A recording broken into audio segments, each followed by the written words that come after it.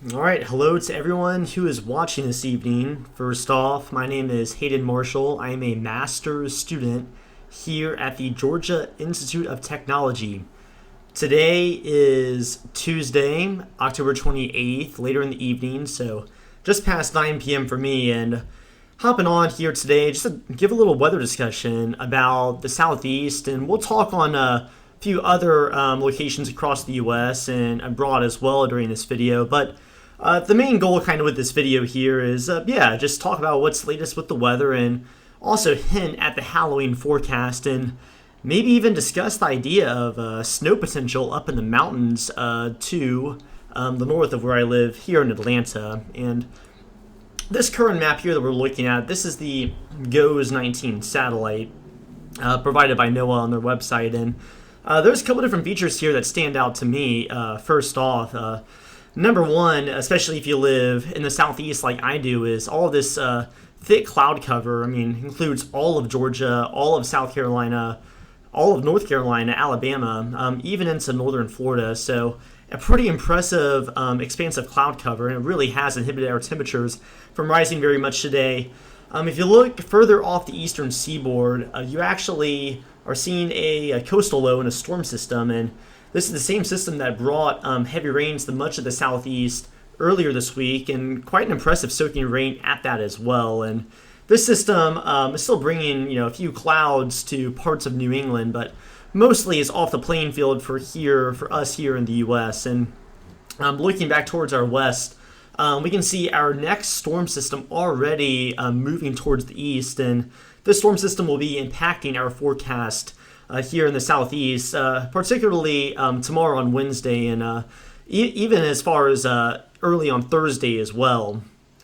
There are a few areas across the U.S. that are a little bit drier. As we can see, we look further out west, the Four Corners region, so Colorado, New Mexico, Arizona, and Utah are a little bit drier than us here in the eastern U.S., and if we let this map go back to daylight again, we can even see a little bit of snow on some of the higher peaks in Colorado and Wyoming, so that's pretty impressive. If we look back towards Cuba and towards the bottom right to your screen, this here is actually Hurricane Melissa. Hurricane Melissa made landfall earlier today in Jamaica as a devastating Category 5 hurricane with maximum sustained winds of up to 185 miles per hour, and at this point, Melissa has weakened considerably. It is down to a Category 3 storm, and we will take a look at this later in the video. So it has considerably weakened, but still will be bringing some very significant impacts to eastern Cuba and portions of the Bahamas as we go into tomorrow and then some of the coming days. So without further ado, let's go ahead and zoom in a little bit looking at temperature. And this is windy.com here. It's a pretty nice website, and as we can see, we have some pretty cool temperatures here across much of northern Georgia, South Carolina, North Carolina. It's a pretty similar story across much of the southeast, especially if you're east of the Appalachian Mountains.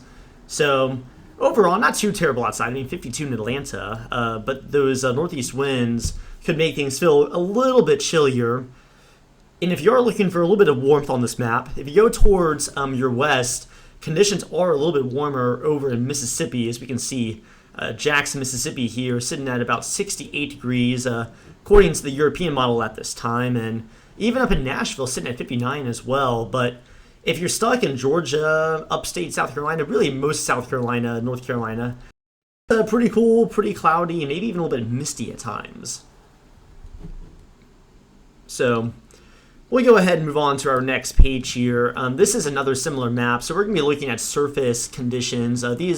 All these little plots here are all surface weather stations. We can see the one at the Hartsfield-Jackson International Airport in Atlanta here, 51 degrees for your temperature and seemingly looks like 48 degrees for your dew point. If we look back towards the west, we're also looking at the radars here out of Mississippi, Louisiana, and Arkansas, and we can see a little bit of shower activity up into northern Arkansas, southern Missouri, so those arcs are getting in on a little bit of shower activity. If we look back towards central and south Mississippi and even portions of Louisiana and just off the coast of Texas, we actually are dealing with some storms, and you're probably wondering here what these additional lines are here.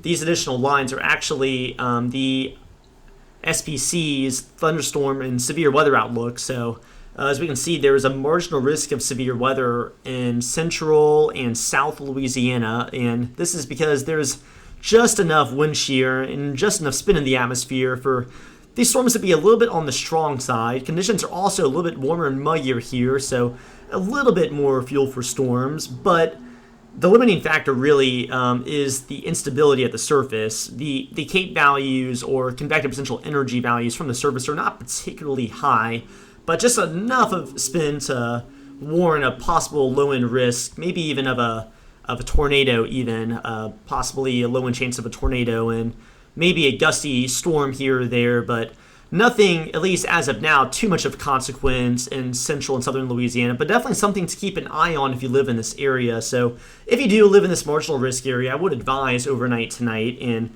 again, just a reminder, this is Tuesday night for me. Maybe just stay on the lookout for the weather, just in case there happens to be that one stray tornado warning. Just make sure that you have a plan just in case, but I wouldn't stress out or worry about it too much, though. The rest of us here are, not doing too bad in terms of our temperatures. Still pretty cool across many of these locations in the south. We can also see our cold front moving through back towards into Texas. The winds are out of the northwest, bringing in some cooler and drier conditions. And now the next part, we'll be looking ahead at the forecast here for the southeast and kind of looking at Georgia specifically.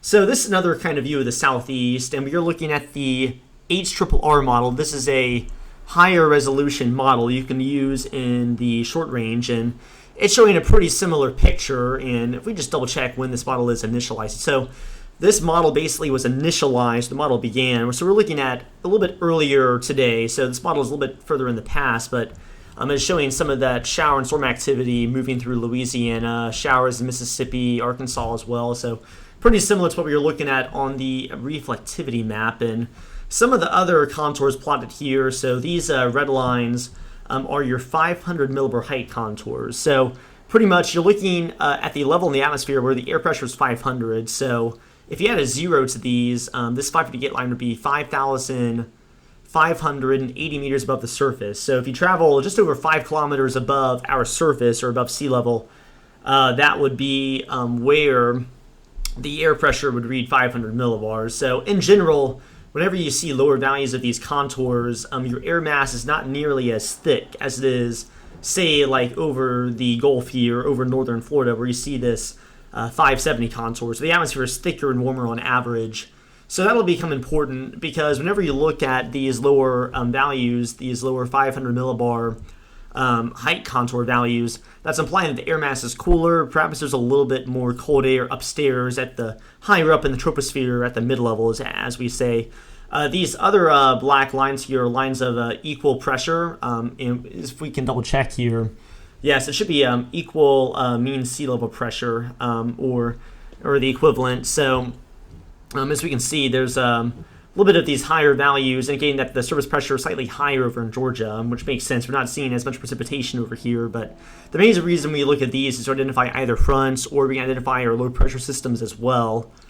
But anywho, we'll go ahead and play this ahead here throughout time. So this would be roughly currently, so this would be 01 Zulu, and if we do a time conversion, that'd be around Tuesday evening for most areas here in Eastern and Central time. And playing this ahead into, we'll go ahead and pull this forward to tomorrow morning. So a 12 Zulu, that would be early on Wednesday morning if you're on the East Coast and in the Central U.S. as well, Central Time Zone. And we can see our showers and storms, well, at this point, mostly just showers, moving into western Alabama and even some portions of extreme northwest Georgia. So some cool shower conditions moving into those areas. You see this other value here, this 540 contour. So this actually is the point. This would be the freezing line roughly, or this would demarcate where you have some of those colder values at the 500 millibar height level. So this air mass, once you see this 540 line, is an indication that it's a bit of a colder air mass. And if conditions are right and you see this 540 contour, oftentimes it also demarcates where you can have rain versus snow, depending on other conditions in the atmosphere. But if you see this 540, there is enough cold air aloft to potentially support snow if everything else is going correct, roughly speaking. But so this cold pocket of air is sitting to the west, and out ahead of it is sparking, or it is helping to promote some of these showers and storms across Alabama. And as we continue throughout the day, at this point, this would be in the early afternoon if you're in Eastern time, and our showers and storms are starting to move into Georgia, mostly western Georgia here. So you can expect pretty much almost continuous showers ranging from around maybe, this would be about mid-morning, going through the afternoon period here if you live in Georgia. And even further off in Alabama, we're still seeing a couple of isolated showers, possibly heavier showers even, across northwest Alabama and even up into Tennessee as well. And even back here in Mississippi, we still have some shower activity. And the reason why you're seeing these showers behind this main band of rain and behind our frontal passage is just because we have this cold air at the upper levels of the troposphere, and it's promoting a little bit of that instability down at the surface. You're able to get a little bit of more rising air just because that air at the surface is buoyant compared to the air that is above it. So that'll help to promote the cloudiness and the off and on shower activity throughout the rest of the afternoon into the evening. If you're in Mississippi, Alabama, Tennessee, even eastern Arkansas, and the showers continue for Georgia at this point on your Wednesday afternoon and evening. At this point, we're getting into overnight on Wednesday night, and it's a similar trend. You still got that chance of showers, although at this point they're not nearly as widespread as we go into Wednesday evening. I know it reads Thursday up here, but this is still Wednesday evening at this point, so not as widespread, so it may not be impacting you quite as much. At this point, everyone's probably in bed, but definitely still you can see a spritz or a sprinkle even later into the evening, and we can see this pocket of colder air continues to move further towards the east, and this will become important if you're up in the higher elevations of the Smoky Mountains and the southern Appalachians. And we go ahead and play this ahead again. So at this point, Thursday morning, most of us are looking rain-free, still possibly a stray shower in a couple of these locations. So northern Alabama, northern Georgia is mostly pretty dry, but even in Tennessee, there's maybe an isolated chance of a stray shower on Thursday morning. And again, the reason for that is just because you have colder air upstairs, it promotes a little bit of instability at the surface. Another feature you will notice is the mountains also retain a chance of showers. Now at this point, if you're up in the southern Appalachians, your temperature is going to be cooling off pretty quickly. So even though I know on this model it is showing green, should be indicating rain, I think at this point, some portions of the southern Appalachians may actually be seeing some snow flurries at this point, and if they happen to get into one of those heavier showers, it actually could be a brief maybe downburst of snow or a snow shower. So definitely something to pay attention to, and before the end of this video, we'll look at some of the model guidance that could support the idea of snow actually in portions of the southern Appalachian Mountains. Definitely interesting stuff for the end of October. And at this point, we're kind of reaching the end of our model run here, and this would be Thursday afternoon, and still maintaining those cloudy conditions, mostly cloudy conditions with chances of showers, although as time goes on, conditions will eventually clear out a little bit more if you live in the southeast. So don't worry, you're in luck. Eventually, we will lose these cloudy shower conditions, but you have to be a little bit patient and get through this rainy day on Thursday. And before we leave here, I do want to look at one last thing, and that would be our total precipitation with this event. And we'll give the model here a second to load, of course. So this is total QPF, or total precipitation. And now taken literally on this higher resolution model, we can see portions of the Mississippi Valley do pretty well with this event. I mean, this model is picking up on over 2 inches in a few areas. So much of northeastern Arkansas and much of Tennessee gets above an inch here. So pretty impressive. So around perhaps half an inch to an inch, maybe a little bit more in northern Mississippi, northern Alabama, northern Georgia as well, particularly likely north of the I-85 corridor in this scenario if you take this model literally. So in other words, it's going to be another decent drink of water here if you live in the southeast. We are still in drought at this point, so we definitely will take the rain. And if you look back towards Louisiana as well, some of this is currently ongoing, so I don't think there's going to be nearly as much rain in the future down in Louisiana, but most of this rainfall in northern Mississippi, northern Alabama, northern Georgia, and even portions of the upstate of South Carolina and North Carolina are still to come. And also similarly, near some of those higher mountain peaks on the eastern slopes of the mountains, you also expect some locally heavier totals, possibly over 2 to 3 inches in a few spots. So now we're looking at some of our temperatures, since we didn't really talk about the temperatures too much, but as kind of alluded to earlier, we still will keep things pretty chilly over the next several days here in the southeast. And so this would be earlier today, but we'll go ahead and play this ahead here. So as we go overnight tonight, Tuesday night, conditions remain, or temperatures remain mostly around maybe 50 or so, upper 40s in a few spots. So Greenville 47, Athens 49, Atlanta 50. So yeah, pretty chilly conditions. We keep those clouds and a little bit of that breeze as well. Go ahead and play things into tomorrow. And you got to keep in mind, tomorrow we're receiving quite a bit of rainfall throughout the day and throughout the afternoon as well. So temperatures definitely will struggle to rise really much at all if you live in northern Georgia. Now, if you look further towards the south, areas like Valdosta may heat up a little bit more. They get a little bit more of that sunshine and solar radiation peeking through some of those clouds. So perhaps some areas in southern Georgia will reach upper 60s to around 70s or so by the afternoon. It's a similar story in the low country as South Carolina, although Charleston's not nearly as warm as, say, like Savannah or down near Jacksonville, Fernandina Beach, St. Mary's, and Valdosta here. But still, if you're looking for a little bit warmer conditions, you could, I suppose, head down towards South Georgia and the low country of South Carolina here. But the mountains remain chilly as well. I mean, according to the HER model here, some peaks struggling to really get far above freezing at all. So pretty impressive. We go and kind of jump ahead here into, at this point, this would be early Thursday morning, so following Wednesday night. And at this point, we are going to be losing some of that precipitation and gradually possibly less clouds as well as we go throughout the day on Thursday. And yeah, so similar story. So upper 40s at this point for northern Georgia, northern Alabama, upstate of South Carolina. Mountains colder, so another pretty chilly morning, and slightly warmer if you're in South Georgia or the low country of South Carolina. So at this point, and as we go back to Thursday afternoon. Yes, so as we go towards Thursday afternoon, Thursday evening, we heat up a little bit better, although we still keep most of that cloud cover, so temperatures not going to be remarkably warmer. On this run of the model, Atlanta 52 degrees. Rome would be the warmest spot in northern Georgia at 55, and if you're further to south and southeast, you'll be a little bit warmer, of course, with perhaps a little bit less cloud cover, maybe a few more peaks of sunshine. But still, I mean, with the clouds mostly sticking around at least throughout much of the day on Thursday, conditions still don't get very warm, and you still have that isolated chance of a shower as well, at least in the early portion of the day, and same thing up in the mountains too, especially with those showers and potentially snow showers in the higher elevations. So around this point, as we go into Thursday night and early Friday morning, at this point we will be losing some of the clouds. Temperatures will be able to bottom out a little bit lower that night, and fortunately here we are at the end of the model run, so I'll have to switch over, possibly view a different model here.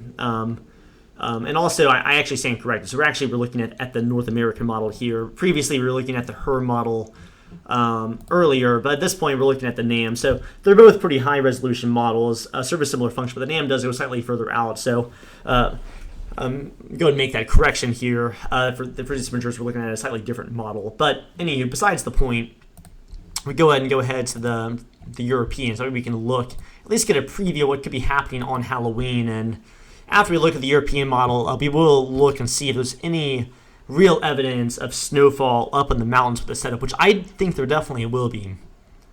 So anyway, let's go ahead and view and go look at temperature here. And by the way, we will look at a 7-day forecast, or 5 to 7 day forecast here at the end of the video, just to wrap things up nice and clean. But as we go ahead and move ahead to Halloween here, we know at this point conditions will be clearing out. So this one we're looking at early in the morning on Friday, so on Halloween itself. Conditions are pretty chilly on this run of the European. It has Atlanta sitting at a nice cool 42 degrees. Although I would not be surprised if a few spots outside of the metro, and same goes, by the way, for the South Carolina as well. Some areas, more rural areas and sheltered valleys, probably will be in the upper 30s, and including the mountains as well.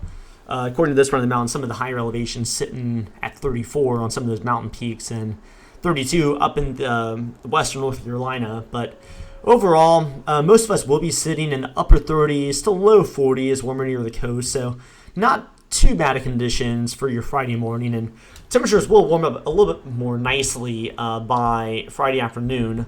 So at least getting closer to 60 degrees, at least the upper 50s across most of the region here in the southeast. So 59 degrees in Atlanta, 16 in Athens, warmer towards the south and east, and similar deal for upstate South Carolina. So a decent enough day, but perhaps you still want to rock a sweater outside if you're out on Friday afternoon. And if you're trick-or-treating during the evening, I definitely would keep a jacket handy. It will be a little bit chilly, especially once the sun goes back down. So yeah, as we go to the evening, I mean, 50s still, and eventually dropping back through the 40s, and likely another cold night overnight on the night following Halloween or Halloween night. So we'll go and wrap it up there, looking at Halloween.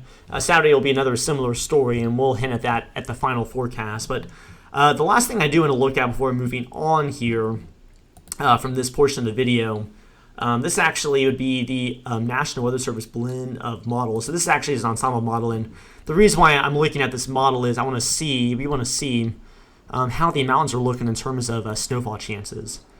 So we also may change our view here as well from Georgia and South Carolina to North Carolina and Virginia. Hopefully this lets us see some of the mountains a little bit better, and it does. So we go ahead and go over to winter weather here. Go ahead and look at total snowfall. So play this ahead. You're not going to see much at first. Oh, there we see something. So we go back. So at this point, we're looking between earlier this afternoon and Thursday morning. So this comes courtesy of some of that colder air at the upper levels of the atmosphere as this next system moves through. As the system exits the area, there will be northwest winds, which will bring in a little bit of colder air, and combined with that colder air at the upper levels of the atmosphere, it's just enough to squeeze out a little bit more moisture in the mountains here in western North Carolina. So as we can see, we actually are seeing a few locations on this ensemble model that are indicating perhaps maybe a dusting of snowfall, maybe an inch or two on some of the highest peaks. So nothing too impressive if you're in western North Carolina or eastern Tennessee, but definitely still pretty cool to see on this map in October. So maybe worthwhile seeing if you're able to get up the 6,000 feet.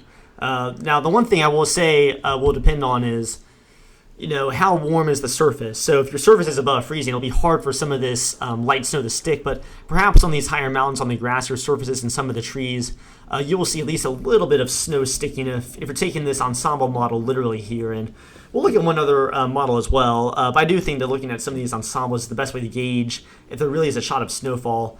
Unfortunately, likely no snowfall at all if you're in northern Georgia. Even if you're on, say, the higher elevations like Brasstown, Vaught, you'd be hard pressed to see snow. But at least if you can drive up to western North Carolina, you at least do have a chance of seeing some of that October snow. And if you're lucky, maybe you'll see some of that fall foliage as well, although it has been somewhat muted this season due to the drought. So last model I will look at here is the NAM again, and we're looking for snowfall as well. So this is assuming a 10-to-1 ratio of liquid water to snow, and this run of the NAM is a little more aggressive here with the idea of snowfall up in the mountains. And so at this point, in this scenario, it's taken literally the NAM has even 8-9 inches potentially on some of the highest peaks. This would likely be near Clingman's Dome up in North Carolina, and possibly near Mount LeConte, Tennessee as well. Do I think there's going to be 9 inches of snow going into Thursday in western North Carolina, eastern Tennessee?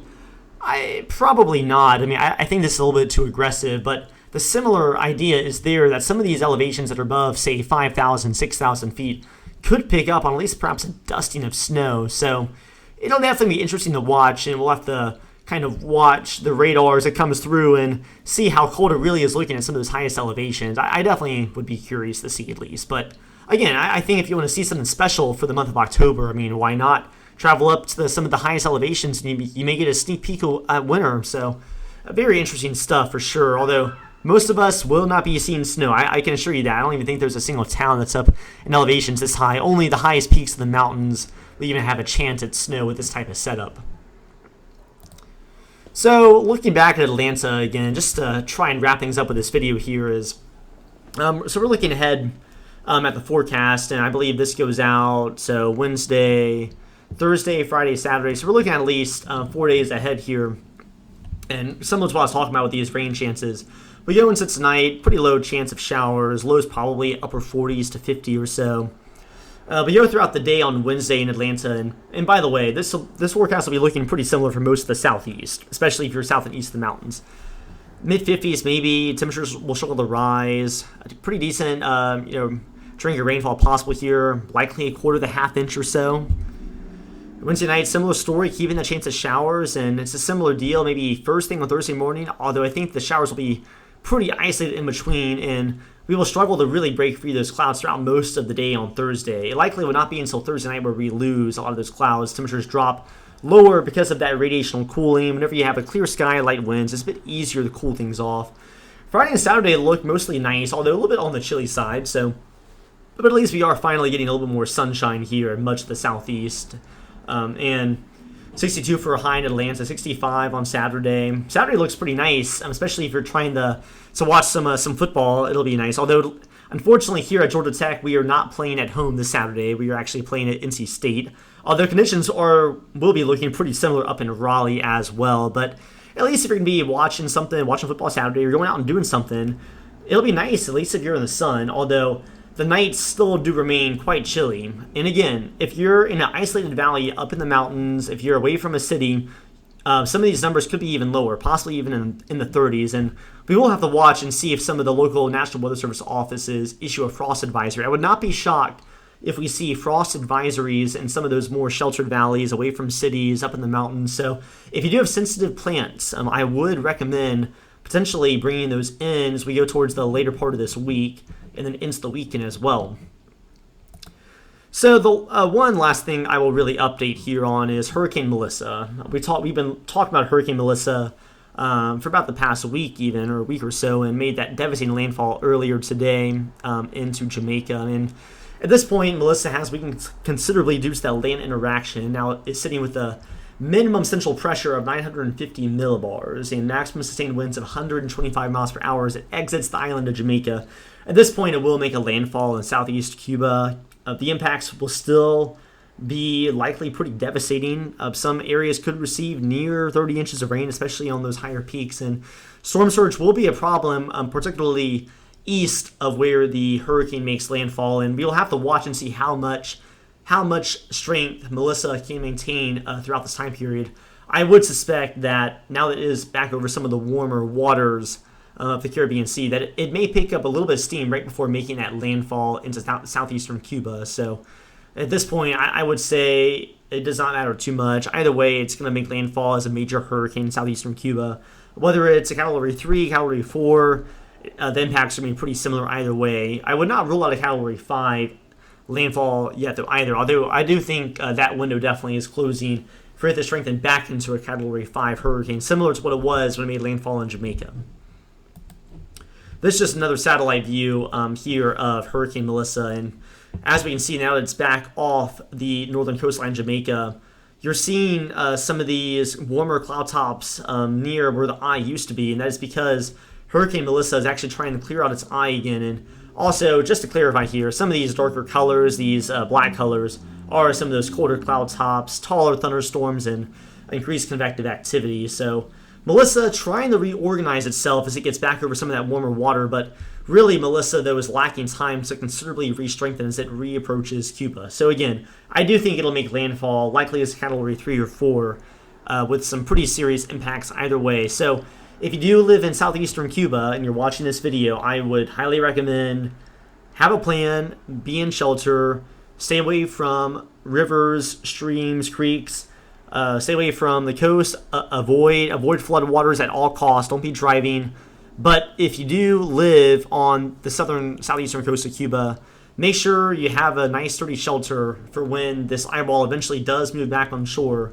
Winds could be pretty destructive. So, yes, have a protective structure, stay away from flood waters, have a plan, make sure you have plenty of fuel and supplies if you don't already have it. Although at this point, you probably should be hunkered down anyways because there's not much time to prepare at this point. The time to prepare is over if you live in southeastern Cuba. In the Bahamas, there will likely also be some significant impacts. Melissa likely will either be just a hurricane, maybe a major hurricane. So between Category 1 and 3, likely Category 2, I would say, in this portion of the southeast or southern Bahamas. So a similar deal, storm surge will be an issue, rainfall as well, although it would not be nearly as big of an issue with rainfall as compared with southeastern Cuba and Jamaica. There's not really mountainous terrain on any of these islands in the Bahamas. But still be ready for some high winds and storm surge. Yes, and that wraps up pretty much everything today with this video. So hopefully you guys found the video interesting. If you have questions, of course, feel free to put them in the comments or reach out.